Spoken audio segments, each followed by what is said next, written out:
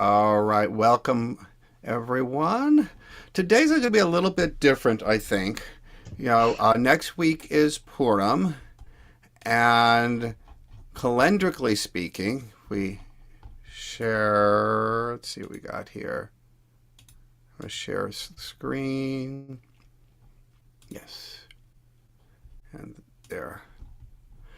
So, from a calendar perspective, here's where we're at. We just had Rosh Chodesh Adar, Sheni.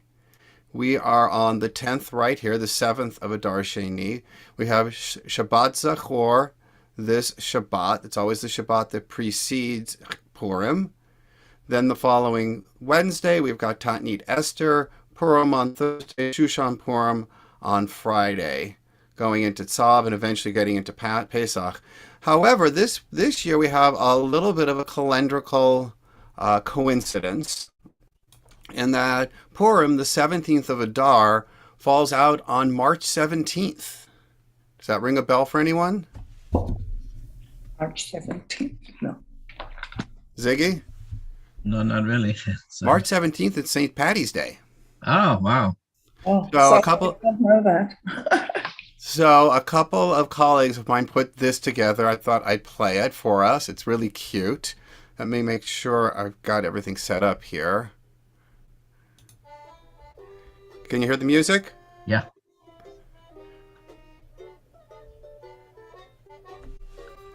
Oh, a rabbi and a priest, they walked into a feast. By the time they'd left, they'd had a few. Father Brady, he was noshing on a couple Haberdashers. Rabbi Helmet filled her belly with some corned beef from the celly, How, rabbi? Asked the priest. whose color was all grease. Not a bit of delicatessen did they do. Sure you weren't here for St. Pat's then? No, the rabbi said, just pour 'em. Well, what do you say you pour 'em for me and I'll pour 'em for you? And they sang, hey, folks, we made it. It's time to celebrate it. Neither Haman nor the snakes could do us in.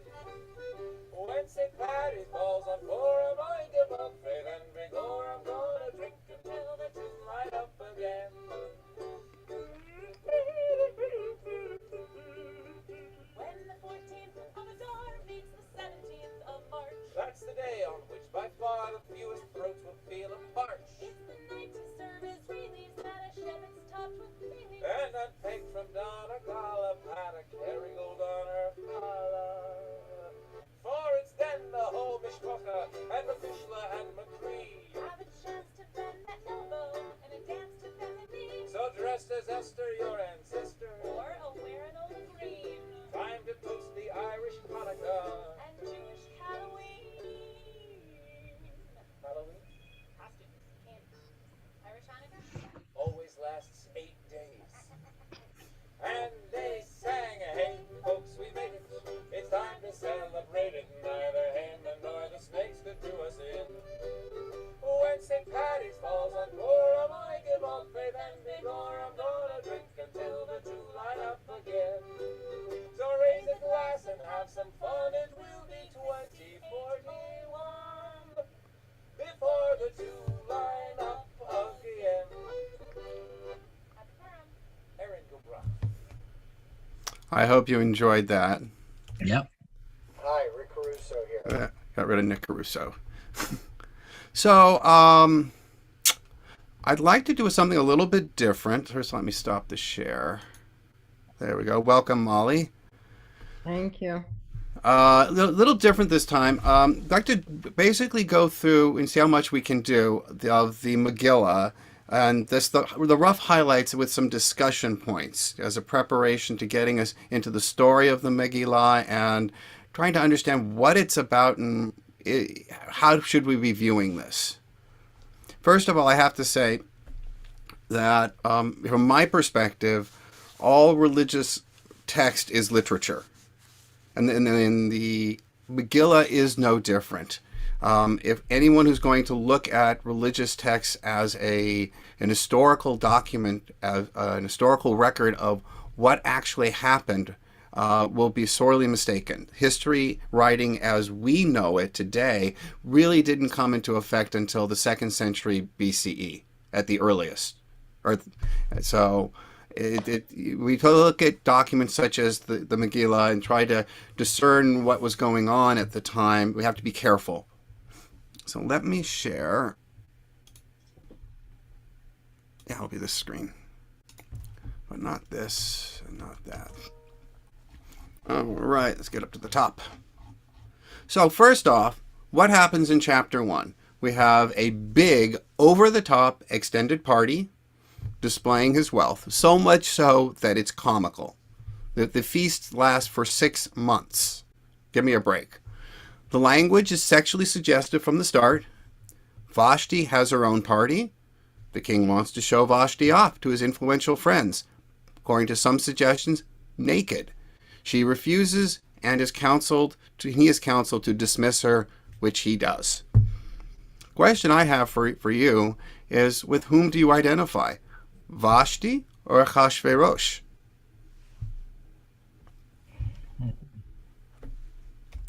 Tough question. It is a tough question. Let me get my... I don't have my notes up. Hold on, give me 1 second to find my notes on this. There they are.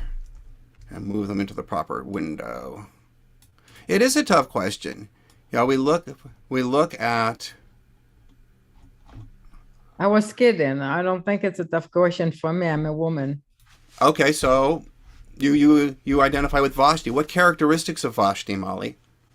First of all, I don't remember the whole Megillah, but I don't remember that there was anything bad said said about her in the Megillah. And does it really suggest? I don't remember. I don't think it. I think it's just the rabbi's understanding that he asked. I don't think it's written that he was asking her to come naked, correct? It's not really. It's just a suggestion from the rabbinical translation, or correct? Yes, you're correct. It doesn't actually say that in the Megillah. It just says that she is to come wearing her crown, which the rabbis then intuit means only her crown. Okay, yeah, okay, we know where this goes. So anyway, I mean, obviously, I identify with her, and I do believe that she had her own party in those days. They did that. Even Bet HaMikdash, they had. I believe that there is some interpretation of the building itself, that there was like men gathering, and then women's gathering for the sacrificing feast and stuff. Right. So if her one more sentence, if her husband was drunk at the time and he wanted to show off, I mean, would I listen to Bruce if he's making no sense? I wouldn't come and join his party, being the only woman there just to show off. So definitely I identify with her. Right. So, in my notes I have, she is asked to humiliate herself to gratify the sexual curiosity of powerful men, but she pays a price for not doing so. She saves her dignity, but not her status, not her wealth, and in some interpretations, not her life. Right. How many women in American society have had to make similar choices? She is powerless. The only thing she has is her own moral code and her dignity. This is a popular choice for many of us, identifying with Vashti. We believe we would not lower our standards in the face of such a choice, but it's a tough choice, isn't it? You can look at her. You can look at her as one of the first women with the courage of feminism. Mm-hmm. You say? Right, exactly. And as a bit of historical background, she actually was the monarch originally. Right. Her father was. Also, I mean, it's not suggested that anywhere in the Megillah that he actually told her, if you don't, right? If you don't, this is what's going to happen to you. Correct. So again, I mean, she was invited and she refused, and that's it. What about Achashverosh? How would you describe him? A drunk man. He's Like powerful. party. He's powerful, but is he really in control of himself? Not when he's drunk, obviously. Clearly, he's impatient and needs instant gratification for his desires, so much so that he doesn't consider the consequences to himself for his actions. And he's incapable of viewing the rejection of another as a means of self-reflection and improvement. And easily manipulated too, not just here by his advisors, but later on with Haman, etc. So doesn't That's seem to right. have a mind of his own. So he may have political power, but he certainly doesn't have spiritual power, right? This is why I have command of one's desires, the famous quote from Ben Zoma in the Mishnah, "Who is mighty? He who subdues his evil inclination." It's an interesting choice to think about who you would choose, Vashti or Chashverosh. Political power, wealth, or morals. We're going to see that this is a theme throughout the Megillah. Chapter 2. By the way, if we don't get through all this material, that's fine. I'm perfectly willing, if you're interested, to meet next week as well to finish it up on Purim Day itself. So we have the search for a new queen. The search, let's be honest, is over the top and comical. The absurd amount of time the women need to prepare for their encounter. Achashverosh knows nothing of each of the young women whom he, in quotes, interviews. And in the end, he settles on Esther, whom he knows nothing about, specifically her ethnicity. And in some interpretations, he is struck by her good looks and doesn't even interview her at all. Mordecai learns of a plot against the king's life and reports it. It is found to be accurate, the conspirators were killed, and his report is captured in the annals. First of all, Joel, excuse me, why did you use the word settled for Esther? that's a great question. I didn't mean anything by I don't know it. that he settled. I think He chose. Many, yeah. That's a good. Thank you. I'll make a note of that. Mhm. Yeah, that wasn't intentional on my part. That's okay. Yeah, but here's a comment. The search for a new queen is really a complete violation of sexual ethics of both Israelite society and that of most of the ancient Near East, including Canaanite, Egyptian, and Persian. We know this from extra biblical records of those societies. What's described in the Megillah and search for a new queen makes no sense at all for those societies. But it does ask us, when does one adhere to the host society's morals versus sticking to your own? How mutable are moral values? Shouldn't they be rocks we can rely upon to guide us through life? And how far can they change and still be valid if they are mutable? And how do we live a life if we're constantly reevaluating our values based on circumstances? In other words, why did Mordecai allow this to happen? Before you go to that question, can you elaborate a bit about the search for a new queen is complete violation of the sexual ethics of Israelite, blah, blah, blah. Can you So elaborate in the a bit? Megillah, the process is these young girls are brought to the king's house, to the palace, where they are sequestered for about a year, where they prepare themselves with cosmetics of various different kinds. Then they are brought before the king, and he sleeps with them for a night. And if he doesn't like them, they're consigned to this other harem where no one will ever see them again. They're not allowed to leave. And if he likes that one, then she will become queen. Okay, and you said that it's in violation. How do we know that's in violation? Because as far as what I know from the history, no woman had any right back then.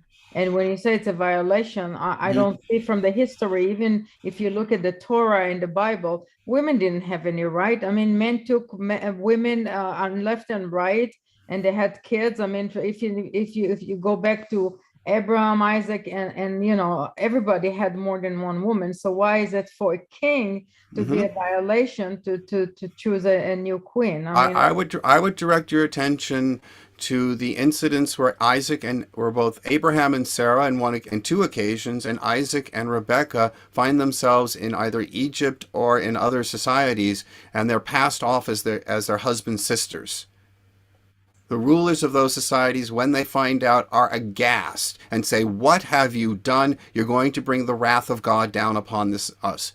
Everything we now know from archaeological records show that there were strong sexual ethics and guidelines in those societies. You just don't go sleeping around. The fact that the Torah kind of implies that it was happening is a serious disconnect with the archaeological records that we have. Married women, Joel, just married women. Unmarried women, as a matter of fact, with unmarried women, a man can sleep around with an unmarried woman, and there's no punishment for him. Not for him, but for her and her father. For her. There were. She was Right, then for her, but considered a not for whore him. and was ostracized from the society. Right, but he get no punishment. The man gets no punishment. We don't know that because when Dinah was supposedly raped, I don't believe it was a rape, but you know, him and all his tribe were killed. So didn't he really had? I mean, didn't they really punish the man? I think they did, if they in fact found out. And I would say depend on his level in that society. Is he a simple person, or is he, you know, a king or anybody in those status? Says Good points, but it does appear that random hookups were strongly discouraged, if not an outright violation of sexual ethics. Okay. Did they happen? Of course they did.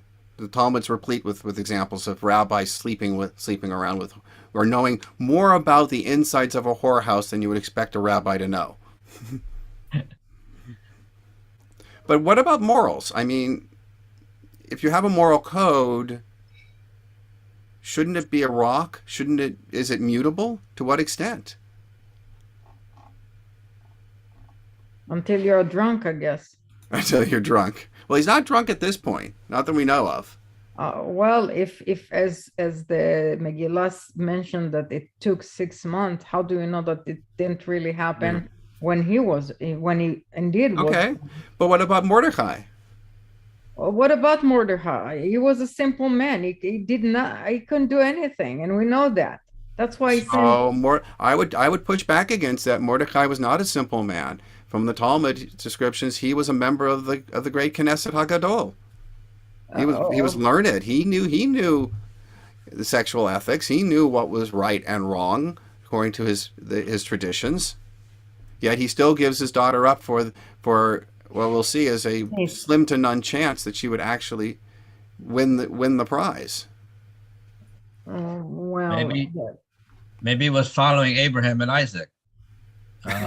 Abraham was willing to sacrifice Isaac. Maybe Mordecai was willing to sacrifice Esther for the good of the people. He did. Obviously, I mean, he sent his. Yeah, no, you're right. And I don't know where you're taking it, that he was a member of the. I mean, honestly, I don't remember when I read the Megillah last, but that he was a big member. But and if he wasn't a big member of Persia then. Even if he was some big deal in the Jewish community, I'm sure nobody. I mean, the king or any of his servant didn't know who he was. Obviously. Sure, but you bring it. That's the exact point I want to make, Molly. If he was a member of the Knesset Hagadol and he supposedly understands these expectations, societal expectations, now he finds himself in Persia. If he's exiled in Persia and he has no power in and of himself, should he stick to his morals or should he adapt to the morals of the culture he finds himself in? Well, it's should he stick? I mean, this is a question of course, if we're believe in moral, he should. But we know that he didn't. But also, I mean, whom to say that those people in those societies and in those level of importance actually did follow the rules? We know in fact that in the temple, some Kohanim sacrificed pigs for the goyim because it was comfortable and suitable for them, and it was so I mean. Yeah. Again, they had to make a choice. I'm not judging anybody, but they had to make a choice of, am I gonna follow my personal moral ethics and my religion moral personal ethics, or am I gonna go against them in order to save my people, in order to save the temple and and my people in Jerusalem. I mean, I'm talking about the Kohanim now, No. or in that, Right. or Mordechai. So Excellent point. That's exactly the question that's being explored here. There's no right or wrong answer, but it's certainly out there. These actions are questionable at best. They do raise an eyebrow, right? yeah. Chapter 3. Haman is slighted by Mordecai's refusal to bow down to him. By the way, I will add here, I didn't put it in this plot point, but does Haman actually see that? Does he actually confront Mordecai about it? The answer is no. He doesn't even notice it. People tell Haman, hey, there's this guy over here who's not bowing down. He asks permission to kill all the Jews, and surprisingly, the king agrees. The king even refuses to accept the offered payment. The announcement is promulgated in all the provinces.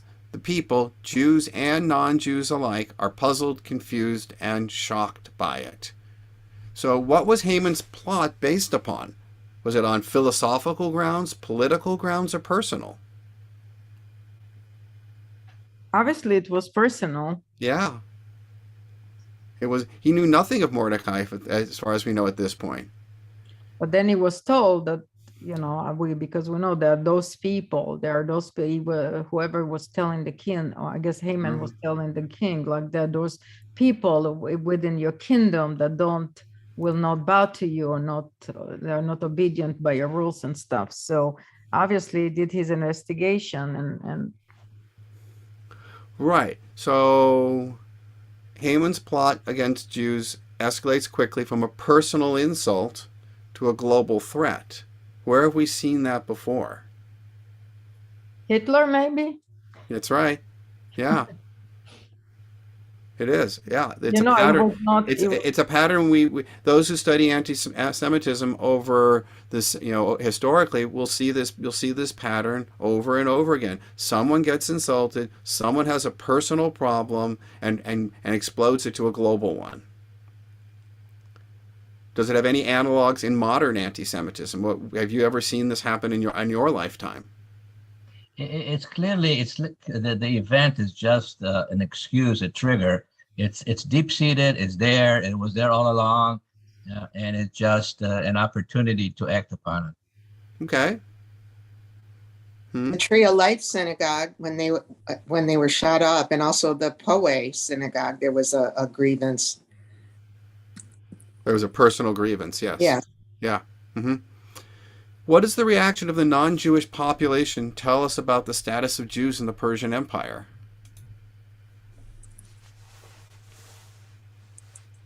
Remember, the entire city of Shushan is in an uproar over this declaration. It's not just the Jewish community.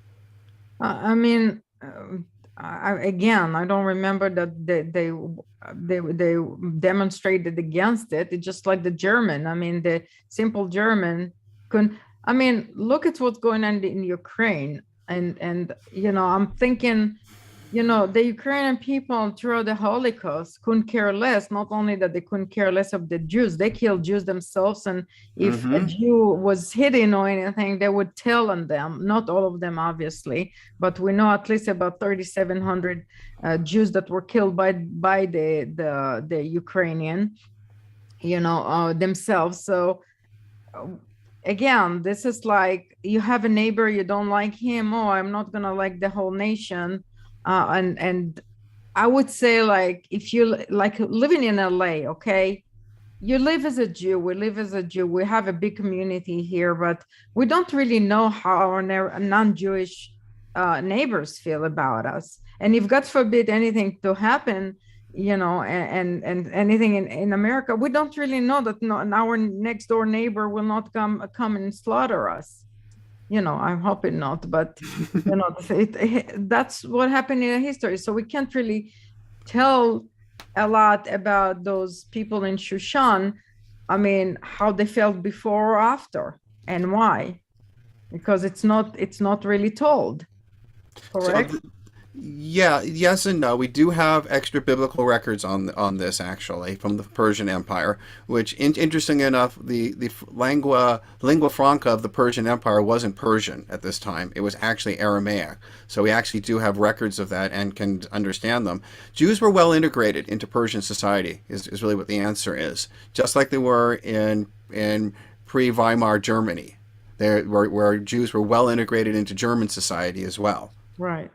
And so this kind of implies that the general population was aghast at as well, that they didn't understand why this was being promulgated, and who cares about the Jews. Yeah, and also we have to remember that the people after the Cyrus, how do you say, declaration, Mm-hmm. I mean, Jews were allowed to go back to Right, but it's unclear. Jerusalem. We historically we believe that the events in the Megillah that are being chronicled here happened between 586 and 536. So this is pre-Cyrus, after the destruction of the first temple and the exile, but before Cyrus comes to power and allows the Jews to return.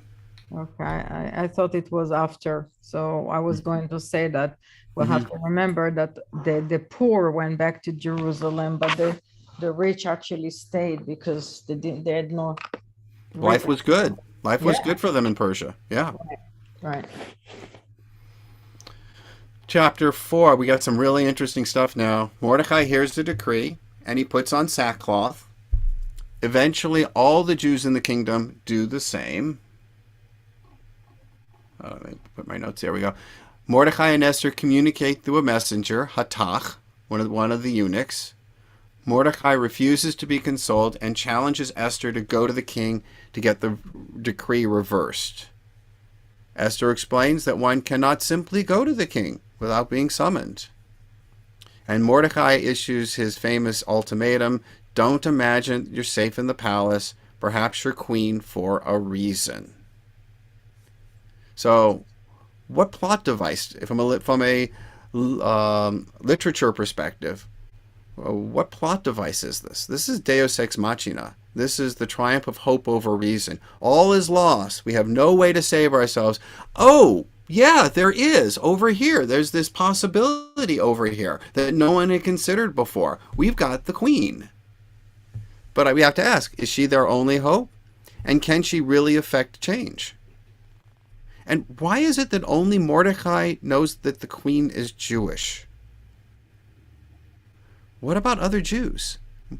If Mordecai really was, as suggested by the Talmud, a member of the great Knesset, then his status as a Jew was well known in Persian society, and they would have known that his niece or cousin, it's not clear which she actually is Jewish as well, and now she's the queen. Why didn't other people know? I believe they hid the fact. I don't think it was well known.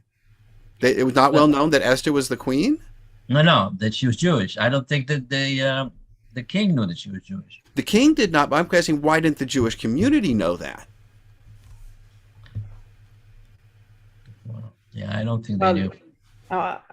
Because only if the Jewish community would know it, the Gentile people will find out soon enough. Mm-hmm. Nobody can keep something like that in secret, and then you don't know what kind of poisoning would happen on pressure on the king to throw her as well. Because if any, Jews were well integrated into Persian society. It's unclear whether anything would have happened. But the fact that they kept that a secret from the king, that kind of tells me that they did not want him to know because of the possible consequences of that information. But I have to circle back. There must have been other Jews who knew.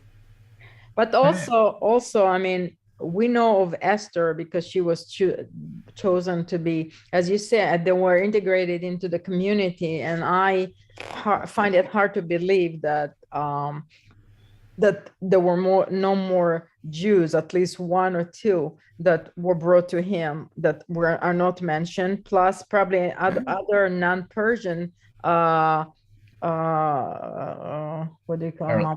Muhammadot Ziggy, candidates for to become queen as well. So you know, it just like as you said, the probably were so it wasn't important. I'm not sure it was even important to the Jews themselves, because Jews were basically what was it? They were in that society. If that happened before, how many years? We don't know. We don't know the exact timing. And in fact, most biblical experts believe that the events in the Megillah never actually happened, and we're going to get into that in a little bit. Oh. That Okay. I wanted to ask, what is your, that's a shock, but I was curious, what's your implication, Hazzan, with asking us, well, wouldn't other Jews know? I'm trying to like, because they're running around, because they're running around putting on sackcloth. We're doomed, we're doomed, we're doomed. We have no way to save ourselves. Oh, by the way, does anyone remember the queen is Jewish? It seems a little absurd. Do you think they didn't think she would have influence? And were they, I get you're saying they're integrated, were they considered second class or, you know, at the same level, quote unquote? I don't know. That's a good question. Did Persian society have a caste system? Is what you're asking. Yeah, I don't know. But the fact that no one seems to know that this possibility even exists, except Mordecai notices it, is a little strange. Again, What do you mean Mordecai noticed what? What did he notice? He notices, oh, we aren't powerless. We actually do have a possibility, an avenue that might save us. Isn't the whole plot is about how Mordecai planned Esther?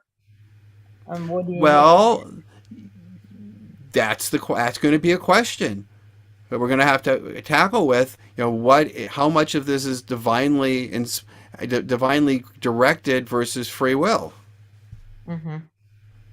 We're reading backwards. Oh, look at all these things that had to happen in order for the Jews to be saved. But at the time when they happened, what happened? These people believed they were acting of their own free will. I did want to point out something. This is the line in the Megillah, where Mordecai confronts Esther about all this. Ki im hacharesh tacharishi ba'et hazot. If you keep silent in this crisis, relief and deliverance will come to the Jews from another quarter, somewhere else, while you and your father's house will perish. And who knows? Perhaps you have attained to royal position for just such a crisis. This root, the chet resh shin root, is the root used in both in Torah and in Talmud for the word cherish, a deaf mute. And in that time, anyone who was a deaf mute was considered to be either insane or not liable for their actions in some fashion. They weren't afforded full citizenship, in other words. So we have to ask what this really means. First of all, you have a doubling. This is called the infinitive absolute or infinitive of emphasis. And when it happens, it always precedes another form of the same verb. So you would translate that to if you really keep silent, if you truly, surely keep silent. There's an emphasis there, but also kind of ask the question, what does this verse mean? Does it mean if you don't hear what I'm saying because you're deaf? If you're going to stay in denial as to what I say? Or does it also potentially mean if you don't say anything yourself? If you're the mute side of the deaf mute, if you don't go and do something with what you've learned, then you're done for. So if you look at other words that have been used in the like Shabbat Shabbaton Yelecha, and that's Yom Kippur, basically it's like not only Shabbat Shabbaton, double. Be careful. So I would say, like, if you basically keep quiet and keep it as a secret, and this makes sense because, as I mentioned before, I mean, if people would find out, and it wouldn't take that long for the Gentile to know and then have an influence on the king. He is their king, but also kings with all their power were pushed on left and right by society, Yep. like we do today. All this, they did I mean, They have to consider public opinion. exactly. So this is what I would say, is just like basically to tell her, keep it to yourself, and maybe, when you sleep with him, and when he falls in love with you, then you'll be able to basically save your people. Right. I don't see it. I can't translate it any differently than that. And I'm sorry, I'm talking too much. That's okay, Molly. No, it's really awesome. That's awesome. By the way, you asked. Oh, sorry. Go, Hazzan.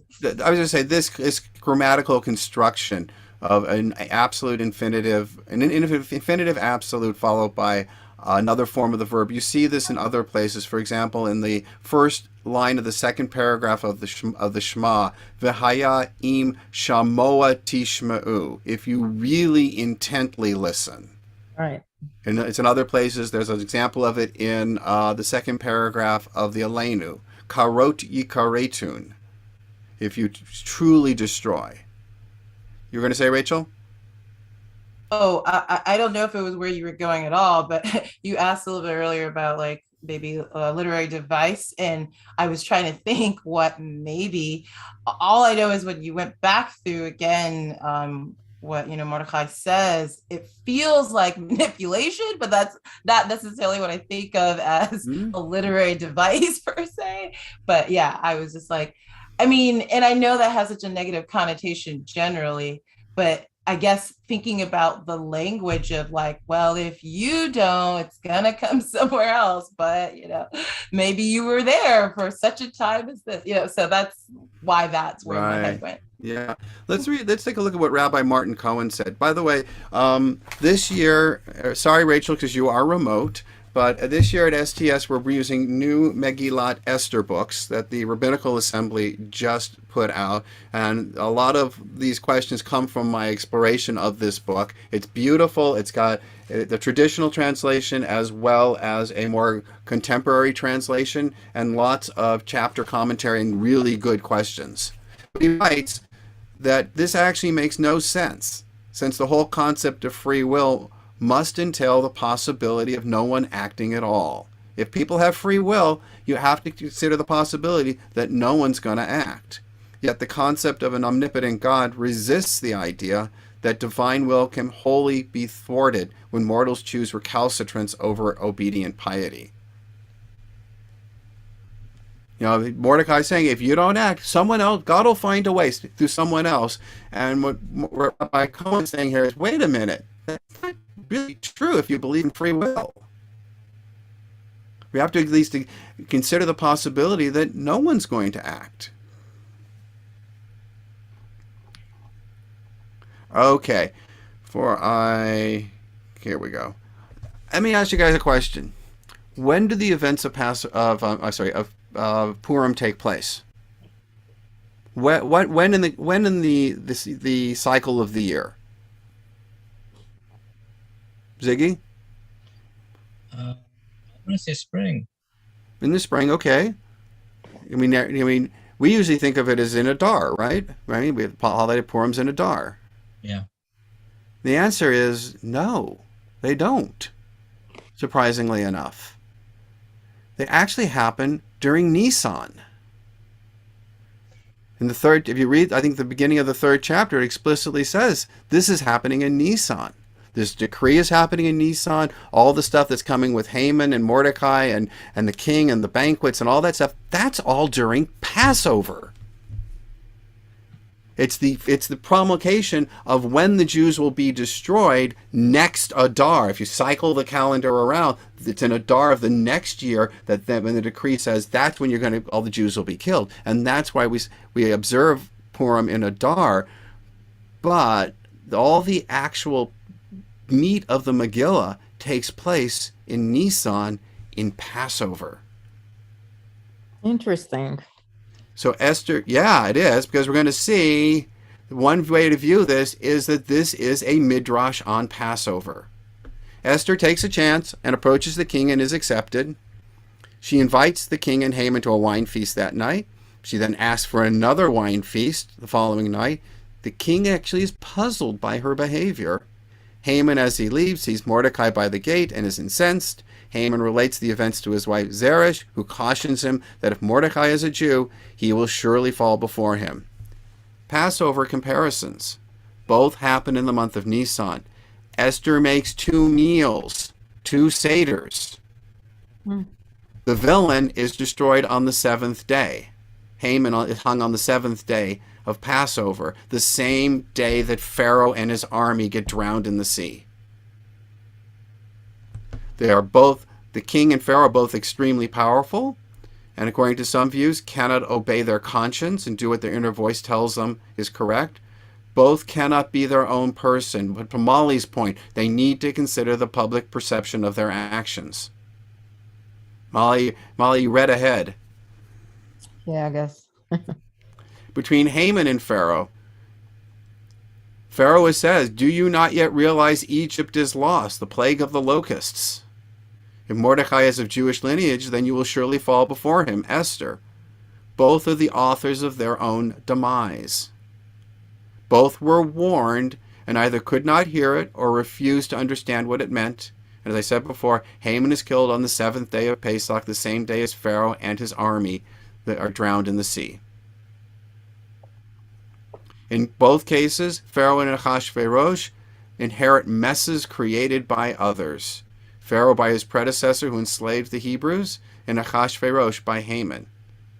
But what do Haman's wife's words mean? "You will surely fall before him." Does going to war against the Jews always mean going against God? And can such a war be won? Does Haman seal his fate when declaring war on the Jews, which is in essence a war against God? Thoughts? You're talking about his religion. Weren't they like weren't they pagan, the Persian? No, they were not pagan. They had a religious belief system with 2 deities. And that's actually, I don't have it in here, but that's something that's brought out in some of the commentaries, how the way to view the wine feast is Esther represents one God, the God of the Hebrews, whereas Haman and Ahasuerus are doubled. They represent the 2 gods of Persian religion. The moment that okay, Esther... what do you call and that? then Wasn't it like Cyrus? What do you call that? Zoroastrianism, perhaps? Yeah. Well, I thought that's what, and that's mostly paganism. It's not like they believe in one God. That they believe They have in. They have 2 main gods. I can look them up and get the names if you want, but there are 2 main gods at the core of that religion. And the moment that Esther, as we'll see in chapter 7 or 8, the moment Esther reveals that she is Jewish, the 2 gods of the Persians get reduced to 1. Haman gets killed, and all of a sudden now there's just 1 again. Okay. But this whole business of Purim and its relationship to Passover is fascinating. The fact that these events actually are taking place during the month of Nisan, during Passover. It's also why commentators point out that Esther says that she's going to fast for 3 days, both day and night, which is unusual. The idea is we're not going to fast during the day and then go eat at a Seder. I think I find it particularly beautiful to learn of this parallel in the sense of the liberation element and salvation element. Exactly right. Yeah. Is this so? In other words, is this Purim tale just a midrash, an abstracted Passover story meant to appeal to a certain audience at a certain time? Well, it's a first of all, as we've been talking about. The folks in Persia, they were very comfortable. And what happens when you're comfortable? You assimilate. So I think part of the story is Mordecai was concerned about the assimilation. And maybe some people are saying maybe he even manufactured this crisis in order to wake people up of the danger that was coming. And many times assimilation is a bigger danger than, Sure. So, and if you are assimilated, what better way of getting people to identify back with their culture than giving them a story that they can identify with? And then moving on in today's environment, this story is just as pertinent and just as timely as it was then. You still have assimilation, and if you read this story, maybe you start thinking, well, history repeats itself. Yeah. But also, I mean, I don't like the idea of telling that it's like basically it all was a myth, because if we start reducing all the, I'm going to use on purpose that word, all the Holocaust, the Jewish people have gone through throughout the history, and start reducing them to a myth and never happen, just that, it's some rabbi story to shake the future generation or whatever. Right. In order for them, it doesn't, I mean, how would you feel in 200 years that they will say that the Holocaust was a myth? Right. I think we as people, and I would like to believe that it did happen, and if it did happen in Nisan, maybe because the Hebrew did celebrate and they did have all this feast and slaughtering of lambs, and back then that's what they did in Passover and celebrating the Seder and stuff, and putting blood on there, because they did, but not until long ago they would slaughter a lamb and Right. So the struggle with that, Molly, and I hear and acknowledge what you're saying, is that Nazi Germany kept meticulous records of what they were doing. We have found nothing in the extra biblical records of Persia to support that this actually happened. Nothing. There's a suggestion every once in a while the name MRDK shows up. You know what you're doing now, right? You're challenging me to go look now. Absolutely. Please. Please. I will. It's a rabbi's job to make you the comfortable uncomfortable. Moving on, but chapter 6, the king can't sleep. This is where it gets absurd. It really does. And orders that his servants read to him. The servants read him the annals of his kingdom? Really? The readers choose the minor incident where Mordecai saves the king. Like, okay, why not his usual choice? Alcohol. He said, we know he's a drunk. We know he drinks. Isn't there better sleep-inducing material than this to read to the king? The king never mentions to Haman who is to be honored, and Haman doesn't ask. While we can read this as demonstrative of Haman's hubris, what about the king? He simply neglects to mention the name of the man who saved his life. And if we believe Esther from before, not even Haman could have come before the king without an invitation, yet he does. Does ambition so blind him that he forgets palace protocol? Mordecai is honored by wearing royal apparel and being paraded around Shushan by Haman, who must proclaim, this is what is done for the man the king wants to honor. Who else have we seen in our tradition wearing special clothes and parading himself around? Any guesses? Yeah, Putin. Putin, there you go. How about David? who? I'm sorry? David? Not David, no. Joseph. All right, of course.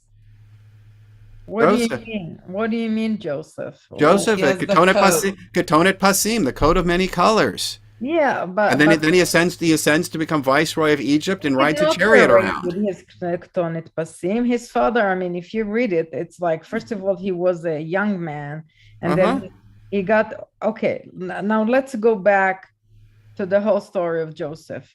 You get a spoiled kid, okay? A spoiled kid that his father loves so much and worries about him and keeps him home, doesn't send him hunting or anything, and buys him or saw him at this outfit. I mean, we use the word ketonet, but ketonet is also a dress back then. That's right. That's what they were wearing. So he was wearing it to show it off. I mean, take any kid when they Molly, we have limited time. What I will sorry. point out here is that there are parallels.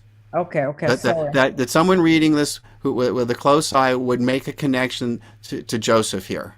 That there is some similarities going on here. All right. I don't agree, but we don't have to agree there. Okay. We can agree to disagree. We all like it when we see the pieces of a story falling into place. I understand. It's just But what about self-reliance and self-determination?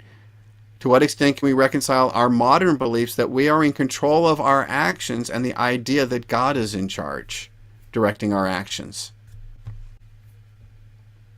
See if we can get through the rest of this. We also have a few more. Esther hosts a second wine feast. She reveals she is Jewish and therefore is consigned to be killed. The king is angry and storms off to cool off and considers his response. Haman pleads with Esther for his life and falls upon the couch where Esther is reclining. The king enters, sees this, and with Harvonah, one of the eunuchs, one of the ministers, sentences Haman to die on the same tree/stake. It's not clear what that is. He had prepared for Mordecai. Haman is killed, and the king's anger subsides. Uncharacteristic behavior. Esther gets the courage to reveal that she is a Jew and expose Haman. Why didn't she do this at the first wine feast when she had the opportunity? Should she just, the nerves get the better of her and she couldn't do it? The king gets angry and grows a backbone. The king has done really nothing of his own will until this point. Absolutely nothing. There are no decisions in the Megillah in the king's name until this point. Everything he does, he's advised to do by other people, and he simply agrees to it, acquiesces.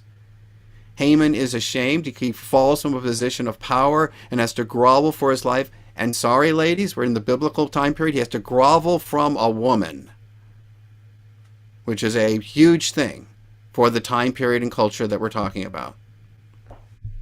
Interesting. All of them in this like summarization makes it seem like, you know, they all have an arc and have like character development. Mm-hmm. At least the three named, I guess. I don't know. Yeah, the major characters. That's absolutely right. Why wouldn't she spoke up? She actually says, I wouldn't have spoken up and let you know that's this going on, my husband, O king, if it had just stopped the enslavement of my people. Really? That sort of sounds like Pesach talking, right? What does it suggest to the audience who's reading this? But to me, it reads Pesach. And we're also drawn to the fact that Mordecai was right. Esther's unlikely ascension to the throne was part of a larger plan. To what extent are we in charge of our decisions and lives? Or as Rabbi Cohen points out, do we merely flatter ourselves to think that we are the captains of our own ships when all we can really claim to be are deckhands on ships driven forward by some ever-shifting karmic balance of self-direction, trust in providence, and submission to the will of God? Right? These are tough questions. There's no right answer. Very philosophical. Yeah. Esther acquires Haman's estate. Mordecai is elevated to his position. King gives him the signet ring. King issues a new mandate that the Jews may defend themselves against the oncoming attacks. Notice that the Jews were permitted to kill those who had harmed them and their families and plunder their possessions. One thing to say, we can talk about current events with the Russia-Ukraine conflict and the targeting by Russia of civilians, but here we have it explicitly here in the Megillah as well. It actually says their families. The Jews rejoice, and some non-Jews may have even converted. The word mityahadim is used in the Megillah. Well, we have that in Passover too, right? Yeah, exactly right. Okay, what's the point of being an absolute ruler if you can't even undo your own decrees? Who is ruling, Achashverosh or law? There is no extra biblical evidence for such a rule in Persian records. As far as we know, from what we actually see in the records, Achashverosh could easily have simply said, you know that decree I gave? I rescind it. In both Purim and Pesach, the antagonist actions caused the death of thousands of innocent people who were not involved. 75,800 Persians, and the Egyptians, every firstborn Egyptian, and the soldiers, including Pharaoh himself. There is a story of the Passover story in the Quran. Most of the stuff that's in the Torah it has analogs in the Quran, and in that story, Pharaoh is not killed. And if you ever watch the movie The Prince of Egypt, at the very end of The Prince of Egypt, Pharaoh is thrown up out of the water and onto a rock, where he's left screaming into Moses' name into the air. Very, very parallel if you think about it, that you have Achashverosh still in power, and Pharaoh was still, and Pharaoh survives. How do you feel? I mean, how do you feel like these are common themes, Achashverosh and Pharaoh? We all like to feel powerful and in control of our lives, but in reality, we are neither powerful nor in most cases, in control. We are driven to distraction by needs and desires we little understand or recognize. We walk through life believing we are kings and queens of our destiny, when such a belief is merely a costume of our own choosing. They both cause endless suffering to their subjects, had the trappings of power and prestige, in charge of large bureaucracies, had everything people in their societies would want, but they did not have control of themselves. They're unaware of their own chains.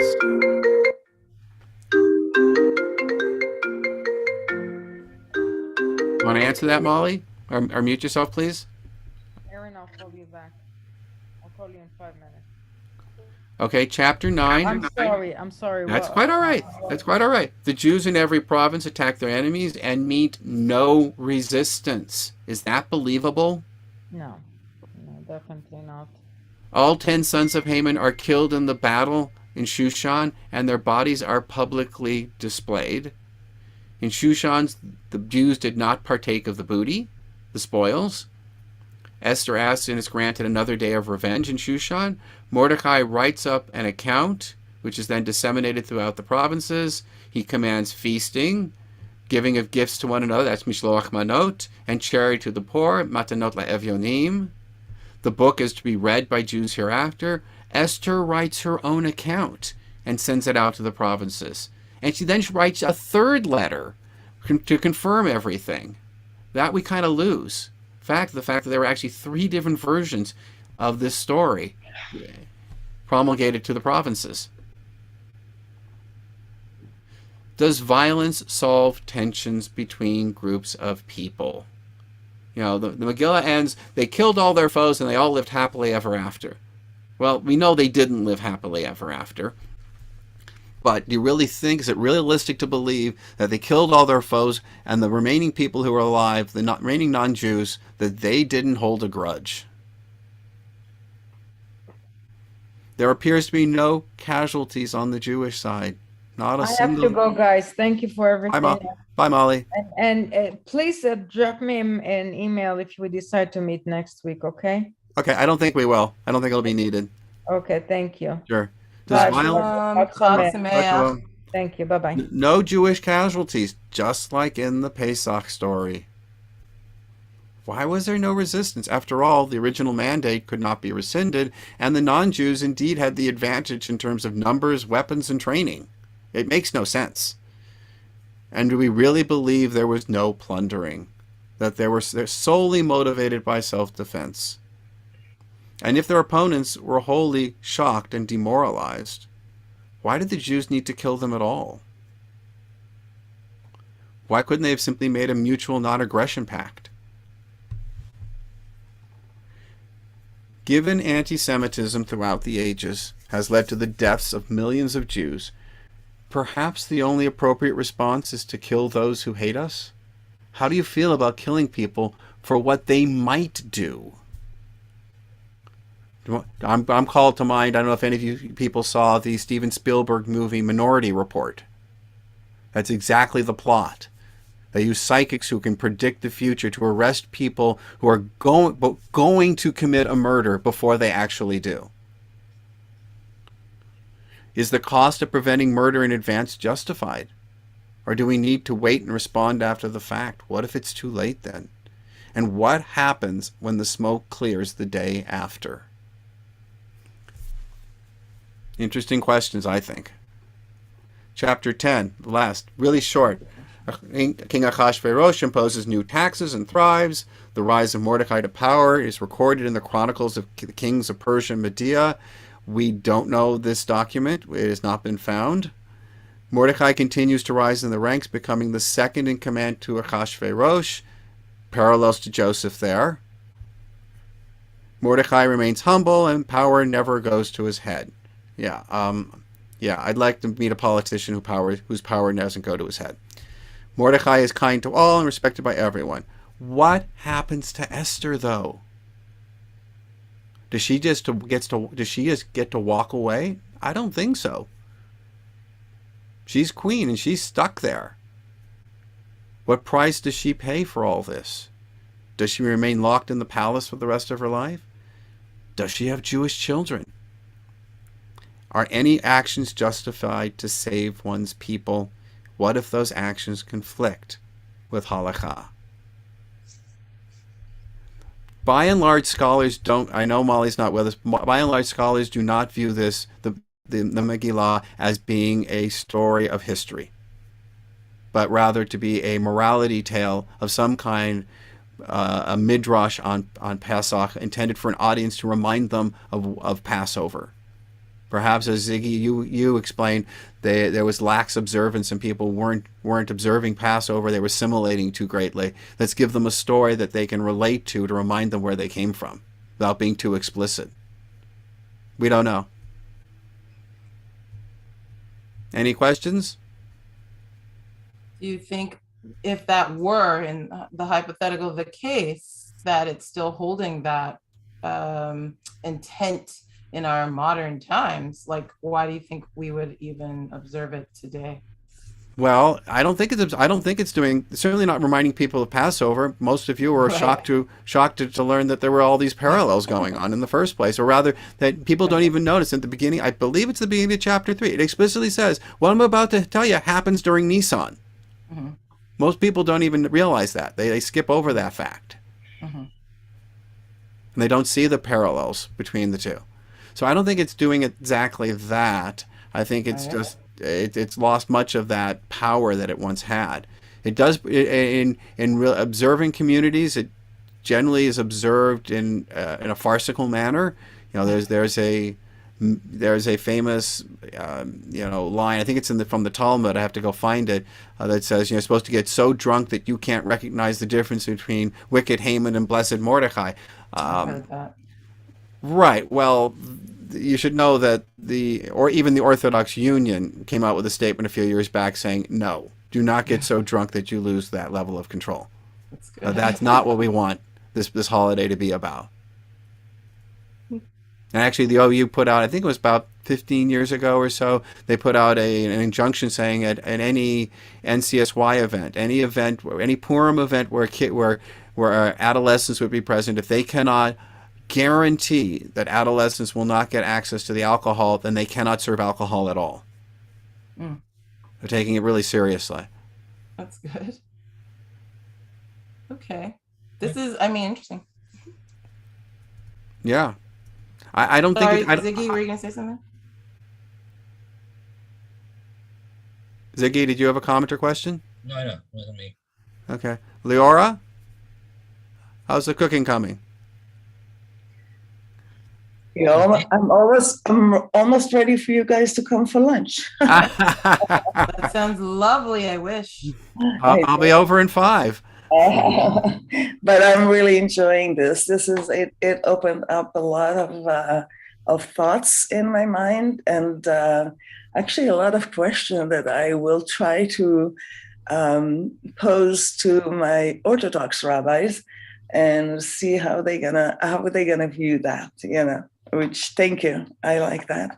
Yeah, generally speaking, not all Orthodox communities view this as literal history, and it's clear that, from my opinion, that it's not.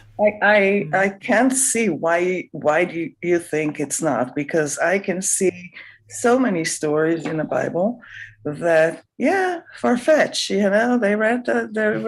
wrote a story for us, so Okay. Not only that, many other stories. So, but on this one, it's I don't know, and I'm pretty sure you saw the video on the graves of Mordecai and Esther in Iran. Yep. But they look at these graves as they are, a real, royalty. I have been told from friends of mine who grew up in Iran that the Purim story is taught in secular school as history. Interesting. Okay. And I would love to believe it as history, but I have to see more than just the Megillah. Yeah. There has to be some extra biblical evidence for it, and at the moment we just don't have any. Yeah, I'll check it out. If I have any answers, I'll let you know. Appreciate it. Please All share right. it with all of us. Thank you. Exactly. This is Well, great. this has been a pleasure. Yes, toda raba. Shabbat Shalom. We have Shalom. Shabbat Zachor this Saturday, and we have Friday night services tomorrow night. Everyone have a good day. Thank you. Yes. Take care. Shalom, toda raba. Shalom. Yeah.